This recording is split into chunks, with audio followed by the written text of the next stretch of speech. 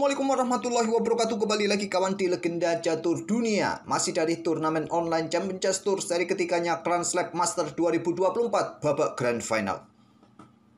Babak Grand Final Divisi 1 baru akan digelar malam ini, bukan kemarin kawan. Kalau kemarin itu Grand Finalnya Divisi 2 yang dimenangkan oleh Alexander Grischuk mengalahkan Vidit Santos Gujrati di Grand Final.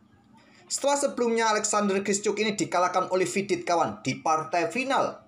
Dan Alexander Grischuk turun ke bracket bawah dan bertemu dengan Hikaru Nakamura kawan. Setelah Hikaru Nakamura mengalahkan Vladimir Fedosev.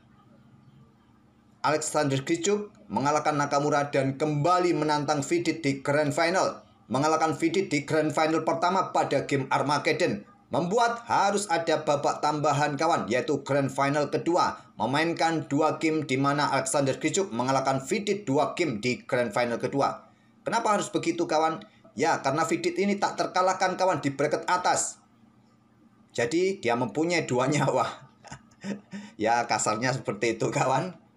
Walaupun kalah di Grand Final pertama, dia masih mempunyai kesempatan untuk melanjutkan babak penentuan Grand Final kedua. Karena Alexander Grischuk ini sempat turun ke bracket bawah kawan dan naik lagi, dan Vidit masih punya kesempatan di Grand Final kedua itu, tapi sayangnya dikalahkan oleh Alexander Grischuk.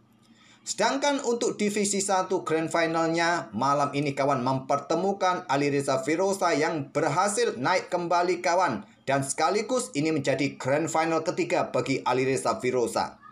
Kemarin admin salah menyampaikan info kawan bahwa Alireza Firoza selalu menjadi runner up. Admin lupa Alireza Firoza mengalahkan Magnus Carlsen di Grand Final di seri kedua kawan. Ya, harap maklum kawan, admin manusia juga sudah beranak satu. Banyak pikiran kawan. Tapi admin tidak dikejar-kejar pinjol kawan. Admin sementara alhamdulillah tidak berutang ke sana ke sini kawan, masih dicukupi oleh Allah, tidak berutang ke sana ke sini. Oke, untuk game yang admin pilih untuk kita ulas nih saat Alireza ini menumbangkan Iani Punyaji kawan. Ya, sebagian kawan-kawan pasti tahu game yang akan kita ulas ini, apalagi juga di game kedua cukup menarik, di mana Alireza Firoza dalam kontrol waktu yang mepet sekali kawan bisa bertahan, bisa menahan langkah-langkah Iani Punyaji. Akhirnya membuat skor 1,5 untuk Alireza Firoza yang berhak naik kembali menantang Maxim Lagrave. Langsung ke papan analisisnya dari Alireza versus Iani Punyaji pada game pertama, bukan game kedua. Game kedua berakhir cukup panjang, jadi saya pilih game yang pendek-pendek saja kawan pada game pertama. Oke, langsung saja ke permainannya kawan. Dan pada game pertama Alireza pegang putih duluan, mengawali dengan pion D4. Kuda F6 dari Ian Nepo, setelah kuda F3 pion D5. London System dimainkan oleh Alireza Firoza, gajah F4. Pion C5 dimainkan oleh Iani Punyaji, memilih langkah utama kawan.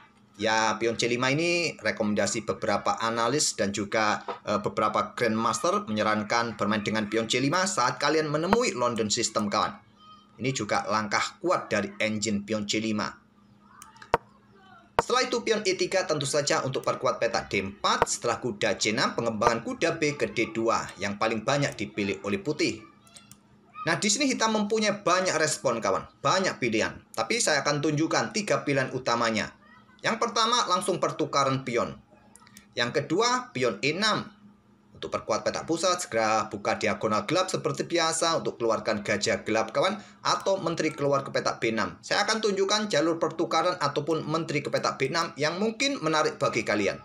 Dengan pion C pukul pion D4, ambil balik dengan pion setelah gajah terang keluar ke petak F5 kawan. Di sini pion C3 kalian mainkan, perkuat petak pusat kalian dan juga antisipasi pergerakan kuda bersama gajah kawan. Nah, hitam akan melanjutkan dengan pion E6-nya. Kalian bisa keluarkan menteri ke petak B3. Kemudian hitam akan backup pionnya menteri ke petak C8. Kalian bisa serang gajah dengan kuda H4 atau beberapa langkah yang lain seperti pion H3, kontrol petak G4 kalian, atau gajah berkembang ke petak E2. Oke, itu untuk jalur pertukaran kawan. Saya akan tunjukkan satu jalur lain, yaitu menteri keluar ke petak B6. Nah, di sini putih akan mendahuluinya. Dengan pion D pukul pion C5, menteri tidak akan ambil pion ini kawan, tapi lebih memilih pion B2. Setelah benteng B1, menteri ke C3 yang paling banyak. Kalau ambil pion di sini ya terserah kalian, yang paling banyak ke sini.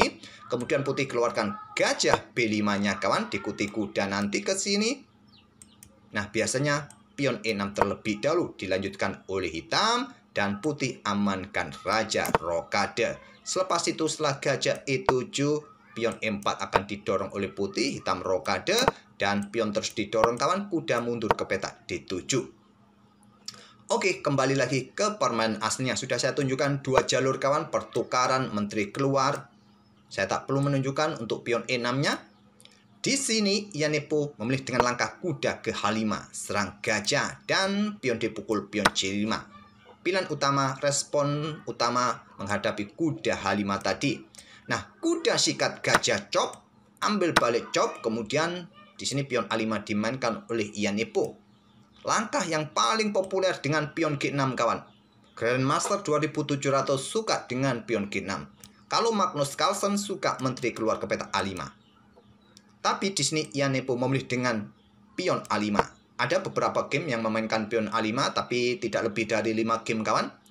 Berlanjut dengan gajah B5. Diikuti kuda ke petak E5. Pressure kuda di sini. Pion E6 terlebih dahulu. Kuda E5, gajah D7. Backup kuda C6. Nah, Alireza menukarkan kuda caplok gajah D7 cop. Kemudian di sini menteri keluar ke petak F3. Yanepo menggeser menteri kawan ke petak C7. Nah, Alireza memilih rokade panjang. Dan gajah E7, pion F5 juga bisa dimainkan di posisi ini kawan. Ada satu game yang memainkan pion F5 dan berakhir miss. Alireza memilih dengan pion A4 dan kita temui langkah baru kawan di langkah ke-13 ini. Putih melapaskan pion C5-nya.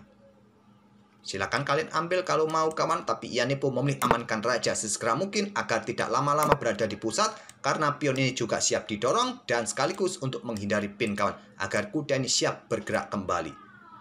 Rokade amankan raja, kuda B3 lindungi pion, kuda B4 kawan menempatkan kuda yang cukup strategis bersama menteri di lajur C. Kuda ke A7 yang terkuat menurut engine. Kalian tidak bisa backup gajah ini kawan. Kalau dengan kuda ya pion ini jatuh. Kalau dengan menteri kawan pion ini jatuh, kemungkinan gajah akan ditarik mundur. Nah, kalian coba menteri ke D7 serang pion di sini. Memilih dengan kuda B4, langkah yang cukup normal, langkah yang taktikal juga kawan, menekan lajur C. Sekarang pion F5, lanjut Alireza.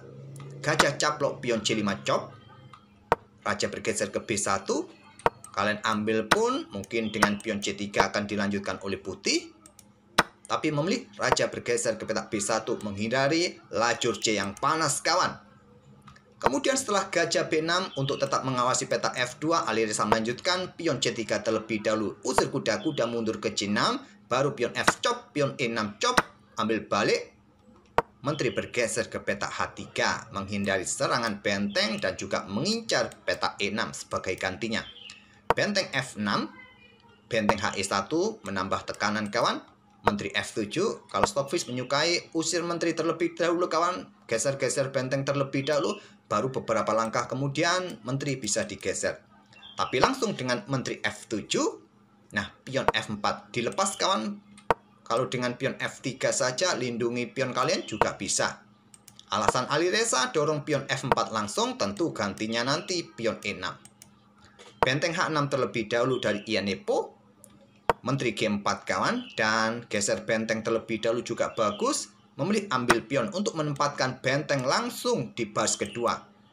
Menteri caplok pion E6 chop. Bertukar menteri di langkah ke-24.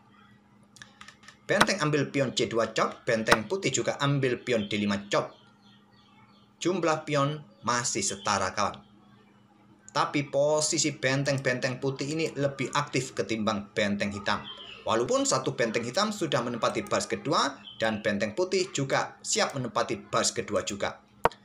Benteng B8.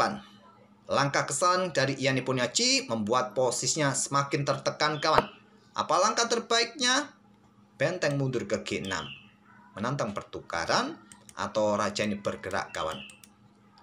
Memilih dengan langkah benteng B8 dan dimanfaatkan betul oleh Alireza dengan gajah C4. Awas, persiapan discover kawan, discover check.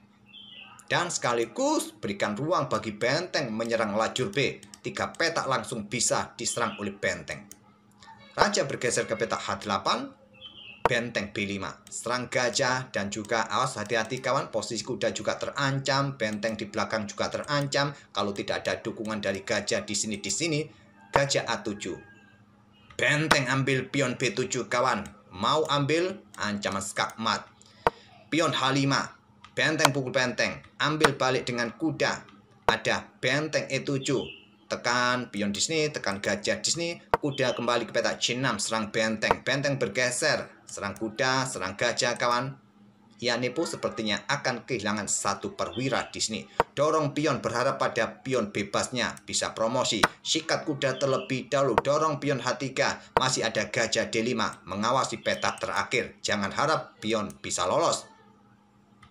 Setelah itu benteng G1 skak, raja ke petak A2, dorong pion kawan, diikuti dengan benteng skak, raja naik ke petak H7, diikuti gajah skak, blokade dengan pion, ada benteng skak lagi, gajah jatuh kawan, di sini benteng I1, gajah petak D5 dan Iyane Punyaji menyerah, dan tak perlu kita lanjutkan lagi kawan, sudah percuma juga. Kalau kalian lanjutkan pion promosi ya dihantam saja, putih masih unggul satu kuda. Dan pion kalian jatuh, dan seterusnya, tak perlu kita lanjutkan lagi. Oke, itulah kawan, game pertama dari partainya Alireza Firoza di bracket bawah. Game kedua berakhir miss.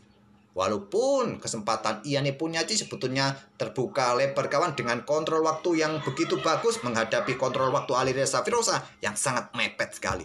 Tapi Alireza dalam 30 detik kawan mampu membuat 50 lebih langkah. Luar biasa. Oke, semoga permainan dari kedua pemain ini bisa menghibur kalian kawan, dan kita akan bertemu di video-video berikutnya. Kita tunggu partai Alireza Firoza versus Maxim Lagrave malam ini. Dan jangan lupa jempol, like kalian, subscribe kalian, admin tunggu-tunggu untuk membantu channel kami ini kawan. Terima kasih. Wassalamualaikum warahmatullahi wabarakatuh.